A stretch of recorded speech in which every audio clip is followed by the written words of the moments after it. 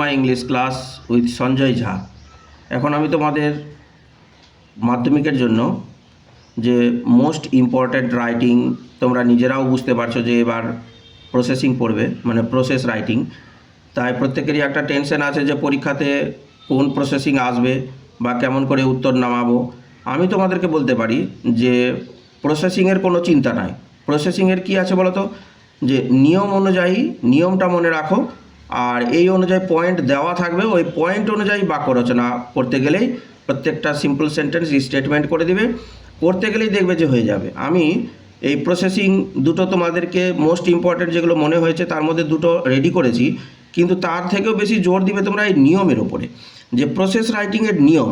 দেখো 1 নম্বরে আমি লিখেছি যে জিনিস বা বিষয়ে প্রসেস রাইটিং থাকবে পরীক্ষাতে, সেই বিষয়ে 2 লাইন বা 1 লাইন লিখতে হবে। ধরো টি প্রসেসিং আছে, তো টি যে একটা হট ড্রিঙ্ক হিসাবে আমরা ব্যবহার করি, সেটা 1 লাইন লিখলে। তারপরে যে আছে পয়েন্ট, যে প্রথম পয়েন্টটার শুরুতে তোমরা অ্যাট ফার্স্ট দিবে, এবং তারপরের গুলোতে দেন THEN বা নেক্সট NEXT, কি লেটার LATER, কি আফটার দ্যাট AFTER, THAT, কি দেয়ার আফটার। এগুলো কিন্তু এই then, next, later, after that, thereafter, এগুলো সবগুলো প্রত্যেকটারই মানে হচ্ছে তারপরে। তাই অল্টারনেট করে তোমরা লিখতে পারো, এমন না যে দেনের পরে নেক্সট লিখতে হবে, কি লেটার লিখতে হবে, কি আফটার দ্যাট। না, আমার দেনের পরে হয়তো দেয়ার আফটার লিখলাম, কোনো অসুবিধা নয়। কি লেটারের পরে দেয়ার আফটার লিখলাম, কি নেক্সটের পরে আফটার দ্যাট লিখলাম, লিখতে পারো তোমরা, ইত্যাদি লিখতে হবে। এবং শেষ যে পয়েন্টটা থাকবে সেটাতে অ্যাট লাস্ট বা ফাইনালি লিখতে হবে বাক্যটার শুরুতে। তারপরে কি, যে প্রত্যেকটা যে পয়েন্ট আছে সে প্রতিটি পয়েন্টকে সিম্পল প্রেজেন্ট টেন্সের নিয়ম অনুযায়ী প্যাসিভ ভয়েস চেঞ্জ করে বাক্যটি অ্যাসার্টিভ সেন্টেন্সে লিখতে হবে। তারপরে প্রত্যেকটা যে পয়েন্ট থাকবে সেই প্রত্যেকটা পয়েন্টকে তোমরা করবে কি, যে সিম্পল প্রেজেন্ট টেন্সের যে প্যাসিভ ভয়েস, তার মানে ইজ বা আর ভার্বের পিপি করতে হবে, মানে ভার্বের থার্ড ফর্ম করতে হবে, করে ওই বাক্যটাকে রেডি করতে হবে। তখন দেখবে যে অ্যাসার্টিভ সেন্টেন্স হয়ে গেছে। আর যে পয়েন্টগুলো দেওয়া থাকবে সে প্রত্যেকটা পয়েন্টকে নিচের নিয়মে বাক্য গঠন করতে হবে। এইটা হচ্ছে সবচেয়ে গুরুত্বপূর্ণ। দেখো তোমরা যে 1 2 3 4 5 এই 5টা ওয়ার্ড তোমরা রেডি করে, 5টা ওয়ার্ডসের সেন্টেন্স রেডি করবে, যা অ্যাসার্টিভ সেন্টেন্স হিসাবে বা স্টেটমেন্ট হিসাবে তৈরি হয়ে যাবে নিজে নিজেই। প্রথম পয়েন্ট যেটা থাকবে সেই পয়েন্ট অনুযায়ী যেটা সাবজেক্ট, মানে যে জিনিসটা তৈরি করব তার যে উপকরণের জিনিসটা লাগবে সেটাই তো সাবজেক্ট। ধরো চা করতে প্রথমে আমাদেরকে জল নিতে হবে, তো জলটা হলো সাবজেক্ট। তারপরে ইজ বা ইজ কখন লিখবে, যে একটার সময়ে, যে জিনিস একটা আছে তার সময়ে। আর কখন, যে জিনিস গোনা যায় না, যে জিনিস ওজন করা হয়, কি লিকুইড জিনিস আছে সেগুলো তো গুনতে পারবো না, যে ওর বহু বচন করব, তাই ওটার সময়ে তোমরা ইজ ধরে নিবে, অর্থাৎ ইজ বসাবে। আর তখনই বসাবে যখন একটির বেশি বোঝাচ্ছে তখন। তারপরে কি, যে ভার্বটা দেওয়া থাকবে সেটা কখনো কখনো পিপি ফর্মে দেওয়া থাকে, আবার বেশিরভাগ ক্ষেত্রে দেখা যায় যে ভার্বের প্রেজেন্ট ফর্ম দেওয়া থাকছে। তো ওখানটায় যদি দেওয়া থাকে যে না বয়েল আছে, তো তোমাদেরকে বয়েলড করতে হবে, ভার্বের পিপি করতে হবে তোমাদেরকে। তারপরে একটা অর্থ অনুযায়ী প্রিপোজিশন আসবে, আর সেই প্রিপোজিশনগুলো কি কি, বেশিরভাগ কোনটার দরকার পড়ে সেটা আমি লিখে দিয়েছি। ধরো বাজার থেকে হয়তো কাঁচা আম কিনে নিয়ে আসবো, তো ফ্রম দি মার্কেট দরকার, তখন ফ্রম। কি কোনো কিছুর মধ্যে হয়তো পাত্রটার মধ্যে কোনো জিনিস দিব, তখন ইনটু। কোনো কিছুর মধ্যে আছে কোনো জিনিস, তখন তোমরা ইন বসাবে। কোনো কিছুর সাহায্যে, হয়তো স্পুনের সাহায্যে ওই যে নাড়ানোর কথা, তখন উইথ, স্টার উইথ।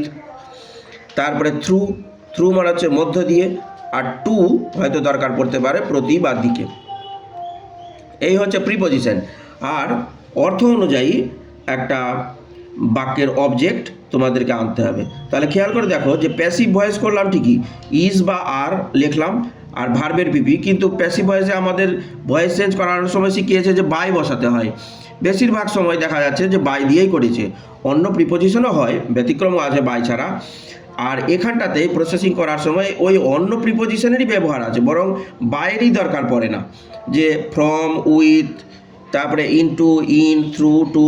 দেখো বাই দরকার পড়ছে না, তারপরে কি, যে প্রথমে 2-1 লাইন, মানে যে বিষয়ে তোমরা প্রসেসিং করলে লিখতে বলেছে তার 2 লাইন ওই সম্পর্কে লিখলে, বা 1 লাইন লেখার পর লিখতে হবে its preparation goes through a number of steps.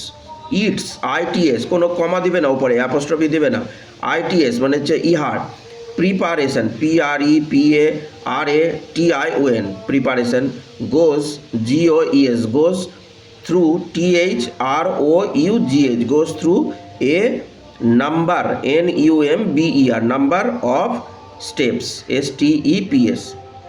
এই নিয়মটা তোমাদেরকে ফলো করতে হবে, এই কটা কথা। তাহলে যে বিষয়ে প্রসেসিং লিখতে বলেছে সেই জিনিসটা সম্পর্কে তোমরা 2-1 লাইন লিখলে, তারপরে লিখতে হবে its preparation goes through a number of steps. তারপরে এই যে পয়েন্টগুলো দেওয়া থাকবে সেই পয়েন্টগুলোকে সাবজেক্ট ইজ বা আর, ভার্বের পিপি, প্রিপোজিশন অ্যান্ড অবজেক্ট, এই বিষয়ে এই নিয়মে তোমরা ওই প্রত্যেকটা পয়েন্টকে একটা করে সিম্পল সেন্টেন্স বা সরল বাক্য তৈরি করলে। আর কি, প্রথম পয়েন্টটার সাথে অ্যাট ফার্স্ট, শেষ পয়েন্টটার সাথে অ্যাট লাস্ট বা ফাইনালি, আর মাঝের যে পয়েন্টগুলো দেওয়া থাকবে তাতে অল্টারনেট করে then, next, later, after that, thereafter, এ সবকটারই মানে হচ্ছে তারপরে, তাই যে কোনোটা ইউজ করে তোমরা করতে পারো। অন্যদিকে চলো দুটো এরকম প্রসেস রাইটিং আমি লিখেছি, সেই দুটোই পরীক্ষার জন্য করবে, আর এই নিয়মটার উপরে বেশি জোর দিবে, যে নিয়মেই যে প্রসেসিং লিখতে দিক না কেন এই নিয়ম অনুযায়ী যাতে আমরা নামাতে পারি। প্রথমে হচ্ছে হাউ স্টিল ইজ প্রডিউসড, কী করে ইস্পাত তৈরি হয়। পয়েন্টস দেওয়া থাকবে আয়রন ওর, মানে লিখে রেখেছি আমি আকরিক লোহা। দ্বিতীয় পয়েন্ট হচ্ছে mixed with Coke and lime stone. Mixed মানে হচ্ছে মিশানো, উইথ কোক পোড়া কয়লা, আর লাইম স্টোন মানে হচ্ছে চুনা পাথর মিশাবে। তারপরের পয়েন্ট হচ্ছে টেকেন টু ব্লাস্ট ফার্নেস, তারপরে বিস্ফোরণ চুল্লিতে নিয়ে গিয়ে সেটাকে গলাবে, অ্যান্ড মেল্টেড গলানো হয়, under high temperature TEMPERATURE high temperature, অতিরিক্ত তাপমাত্রায় সেটাকে গলাতে হবে। তারপরে কি হবে, যে পয়েন্ট হচ্ছে পিগ আয়রন, কাঁচা লোহা প্রডিউসড তৈরি হয়ে গেল। It is purified in a special process, বিশেষ প্রক্রিয়ায় সেটাকে বিশুদ্ধিকরণ করা হয়, and made to ingot steel, তারপরে ইস্পাতের ছাঁচের ডালাপিণ্ড তৈরি হয়ে গেল, দিয়ে ওখান থেকে স্টিল তৈরি হলো। এবার এই পয়েন্ট অনুযায়ী প্রথমে করবে কি, তোমরা এই টাইটেলটা দিবে, যে টাইটেলটা তোমার প্রশ্নপত্রে লেখাই থাকবে। দেখা যাচ্ছে যে প্রসেস হাউ টু মেক বলে কিছু লেখা থাকতে পারে, বা হাউ স্টিল ইজ প্রডিউসড, যেরকম আছে লেখা পয়েন্টে প্রশ্নপত্রে সেটাই লিখবে। কিন্তু তারপরে এই স্টিল সম্পর্কে একটা বাক্য লিখলাম, যে steel is a very hard metal, এটা একটা শক্ত ধাতব পদার্থ। তারপরে লিখলাম its preparation goes through a number of steps, এটা কয়েকটা ধাপ এর মধ্য দিয়ে এই জিনিসটা প্রস্তুত হয়। অ্যাট ফার্স্ট বলে কমা, আয়রন ওর, এই হলো সাবজেক্ট, তারপরে ইজ, ভার্বের পিপি হলো টেকেন, তারপরে ফুল স্টপের পরে আমি দেন লাগালাম, অ্যাডিকুয়েট কোয়ান্টিটিস অফ, এই শব্দটা তোমাদের একটা ভালো লাগাতে পারে, ADEQUATE, অ্যাডিকুয়েট, কোয়ান্টিটিস QUANTI, আবার TIES, কথাটার মানে হচ্ছে উপযুক্ত পরিমাণে, একটা পরিমাণ মতো, অফ কোক, এই কোক নিল মানে পোড়া কয়লা, অ্যান্ড লাইম স্টোন, যেহেতু দুটো আছে কোক অ্যান্ড লাইম স্টোন তাই বহু বচন হয়ে গেলে একটার বেশি, তাই আর। ভার্বের পিপি, মিক্সের পিপি হচ্ছে মিক্সড, উইথ ইট, মিক্সডের পরে উইথ প্রিপোজিশন ইট, অবজেক্ট হচ্ছে it, full stop. Next comma, it is taken, take took taken, taken to হচ্ছে প্রিপোজিশন, ব্লাস্ট ফার্নেসে নেওয়া হলো। আর তারপরে অ্যান্ড দিয়ে আমি পরের পয়েন্টটাকে জুড়ে দিলাম, ভার্ব লিখলাম, মেল্টের পিপি হচ্ছে মেল্টেড, আন্ডার হাই টেম্পারেচার, উচ্চ তাপে সেটাকে মেল্ট করানো হয়, গলানো হয়। দাস এইভাবে পিগ আয়রন ইজ প্রডিউসড। এইবার কি হলো, যে পিগ আয়রন মানে কাঁচা লোহা তৈরি হলো। আফটার দ্যাট তারপরে ইট ইজ পিউরিফাইড, এটাকে বিশুদ্ধিকরণ করা হয় ইন এ স্পেশাল প্রসেস, বিশেষ পদ্ধতিতে, and it is made into ingot steel, তারপরে একটা ইস্পাতের পিণ্ড তৈরি হলো। ফাইনালি স্টিল ইজ প্রডিউসড, শেষে ইস্পাত প্রস্তুত, মানে তৈরি হয়ে গেল।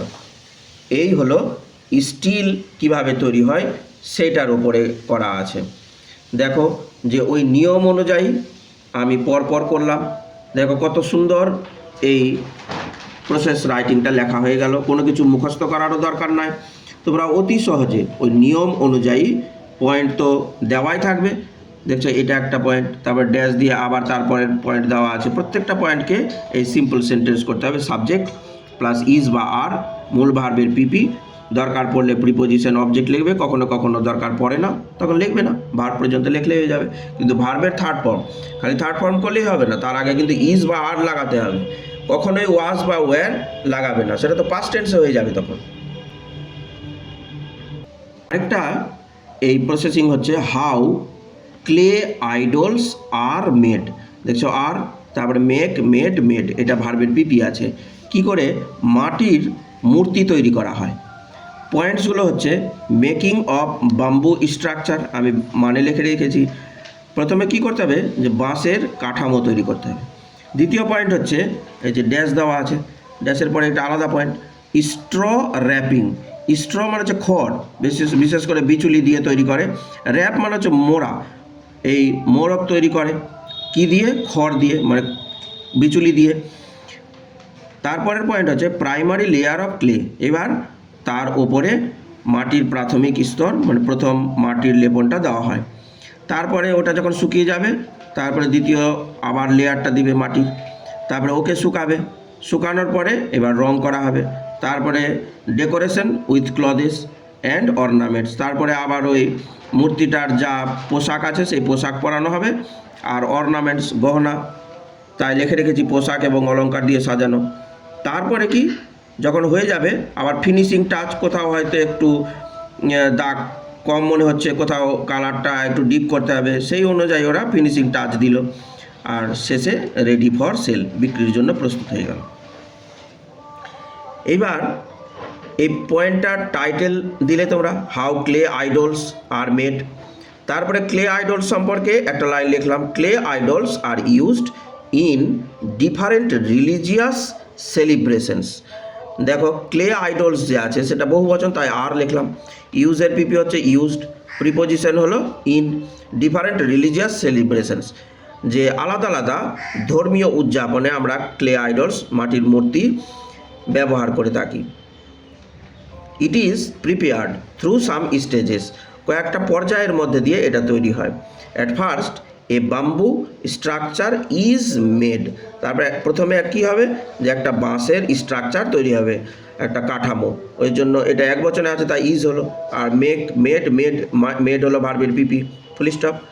দেন তারপরে straw is wrapped over the bamboo structure, তারপরে ওই খড় মুড়িয়ে দিতে হবে ওই বাম্বু স্ট্রাকচারের উপরে, ফুল স্টপ। লেটার পরে a primary layer of clay is given on the straw wrapping, তারপরে ওই খড়ের মোড়ক এর ওপরে প্রাথমিকভাবে মাটির লেপন দিয়ে দিল। নেক্সট তারপরে the clay is allowed to dry in the sun, তারপরে ওই মাটিটাকে কী করতে হবে, সূর্যের আলোতে, মানে রোদ্রে একটু শুকিয়ে নিতে হবে, বা দিনের বেলাতে এমনি সূর্যের আলোর সামনে না পড়তে গেলেও সূর্যের যে তাপ আছে তাতেও শুকিয়ে যায়, তাই তোমরা ড্রাই ইন দি সান লিখবে, full stop.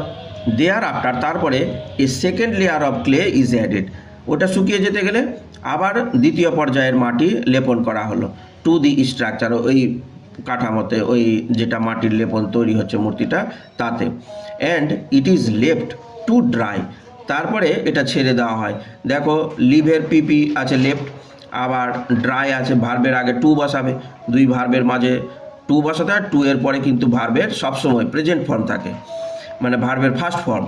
For a few days, কয়েকদিন সেটাকে ভালো করে শুকানোর জন্য ছেড়ে দিতে হবে, ফুল স্টপ। আফটার দ্যাট তারপরে দি আইডল ইজ কালার্ড, তারপরে idol third person singular number তাই ইজ বসলো। আর কালারের পিপি হচ্ছে কালার, রং দেওয়া হলো, and the ice R painted, তারপরে ওর রঙগুলোকে, ওর চোখ দুটোকে রং করা হলো, পেন্ট করা হলো। ফাইনালি শেষে the idols are decorated with bright clothes, বেশ উজ্জ্বল চকচকে পোশাক দিয়ে তাকে সাজানো হলো, ডেকোরেট করা হলো, সাজানো হলো, অ্যান্ড অর্নামেন্টস দিয়ে, গয়না দিয়ে, and finishing touch is given by spraying varnish, আর বার্নিশ দিয়ে শেষ পর্যায়ে ফিনিশিং টাচ দেওয়া হলো। বার্নিশ দিয়ে কী হবে, ফর এ শাইনি লুক, বেশ চকচকে দেখাবে। Now the idols are ready for sale, বেশ আইডলসগুলো, আইডলস আছে তাই আর বসানো আছে, রেডি ফর সেল, সেলের জন্য প্রস্তুত। আশা করছি যে তোমাদের পরীক্ষাতে আর কোনো টেনশন থাকার কথা না, কারণ নিয়মটা তোমরা জোর দিবে কিন্তু, আর নিয়মটা থাকতে গেলেই, নিয়মটা যেই মনে পড়বে তোমাদের, আশা করছি তোমাদের এবার মাধ্যমিক পরীক্ষাতে প্রসেসিং অবশ্যই দিবে, আর সেই প্রসেসিংয়ের নম্বর তোমাদের 10 নম্বরে 10-এ 10 পাবে, এই আশা রাখছি। আর আমার এই ভিডিওগুলো প্রথমে পাওয়ার জন্য তোমরা অবশ্যই সাবস্ক্রাইব করে দেবে, লাইক শেয়ার করতে ভুলো না। কোনো কিছু যদি বলার থাকে তোমাদের কমেন্ট আমার কাছে অনেক মূল্যবান, সেই অনুযায়ী আমি এগিয়ে চলবো তোমাদের সাথে, তোমাদের পাশে থেকে। আমার পাশে থেকো, সাপোর্ট করো, তবেই আমি এগিয়ে যেতে পারবো। কারণ এই পড়ানোর মাঝেও আবার এইগুলো রেডি করা যে কত কষ্টকর আছে, সেটা তোমরা একটু বড় হতে গেলে বুঝতে পারবে যে আমরা কত কষ্ট করে এগুলো তোমাদের জন্য রেডি করছি। ধন্যবাদ।